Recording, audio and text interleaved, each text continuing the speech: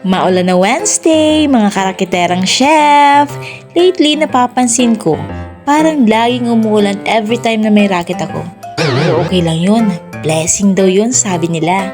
Papunta na kami sa venue ngayon para mag-set up. Malakas yung buhos ng ulan pero okay lang. Laban, racket yan eh.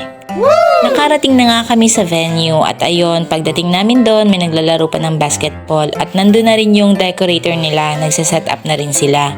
Gabi kami nag-set up kasi bukas ng umaga yung kasal nila. So, pag bukas pa kami mag-set up, malilate kami kaya inagahan namin. Ginabihan pala namin.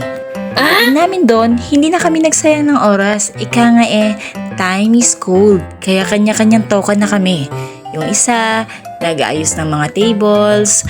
Yung isa naman, nagbababa ng mga gamit. At yung isa, naglalagay ng mga cloth. At alam nyo ba kung nasaan ang rakiterang chef nyo?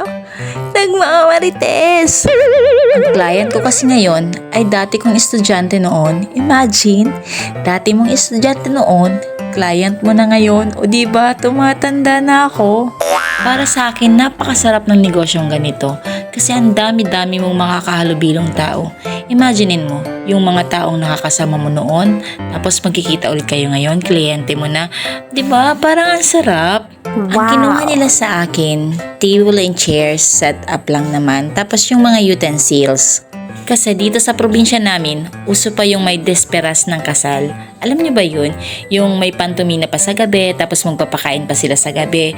Kaya para mas makatipid sa kanila, sila na yung nagluluto, kumukuha na lang sila ng mga gamit. Yung iba naman, mas gusto nilang kumukuha na lang ng caterer. Kasi 'di ba, parang iwas stress. After nung event, uwian na, magbabayad na lang sila. Alo, tapos na pala sila. Hindi ko napansin. Busy ako magmarites eh. Kailangan ko nang i-double check yung mga ginawa nila kung okay na. Tapos, syempre, kailangan i-turn over ko kay Rowie yung mga utensils para siguradong tama yung ibinigay ko sa kanila. Hindi ko na rin mahagilap yung couple kasi naghahanda na sila para sa kanilang pantumina. Kasi nga, gaya ng sinabi ko kanina, dito sa probinsya namin meron silang tinatawag na disperas ng kasal, kung saan ginagawa yung pantumina sa gabi. Tapos nagpapakain din sila, kaya gabi pa lang may mga bisita na talaga. Parang nakakapagod yung ganun, no? Pero ang saya, grabe, makikita mo talaga yung tao. Nagsisipagdatingan sila, kakain, tapos nagsasayawan, nagiinuman, tapos bukas may hangover. Pero para sa akin, the best yung ganitong tradisyon. Ayan na, nagsasayawan na sila. Ang sasaya nilang lahat tingnan. Kaso yun nga lang, tapos na kami, kailangan na namin umuwi. Pero hindi kami umuwi na hindi kami nakakain. Iniyaya kami kumain sarap. Tapos yun, pagdating ko sa bahay, nag-text ulit sa akin yung client. Magpapadagdag daw ng table and chairs kasi parang maraming bisitang darating kinamagahan. Sarap nun, daming tao, no? Ang daming nagmamahal sa'yo. Sarap ka sa pakiramdam nun. Kaya yun, kinaumagahan, set up ulit kami. Ang kagandahan nun, nakakuha ako ng pictures ng setup.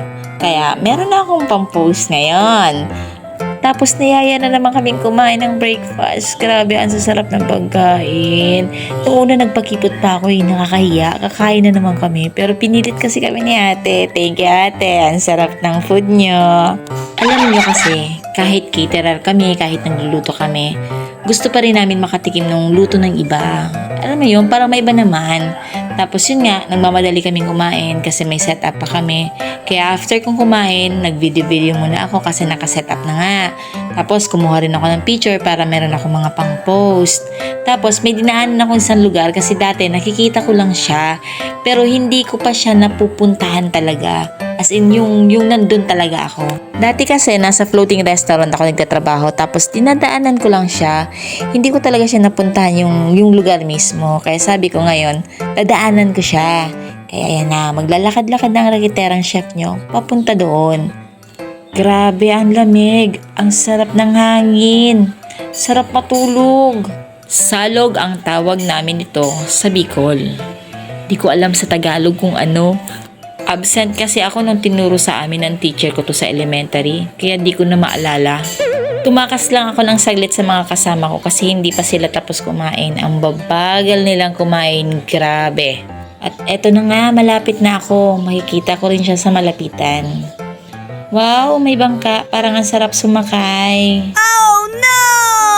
Oh, ang gundo, promise. Tapos ang sarap-sarap pa ng hangin, ang lakas ng hangin. Pero yun nga, saglit lang ako. Babalik na agad dun sa venue. Uuwi na kaagad kasi may setup pa kaming sunod. Highs bitin. Kaya yan, walking na ang rakiterang chef nyo pabalik sa venue. Pack! Ito na yung mga pictures ko kanina kasi nakaset up na sila.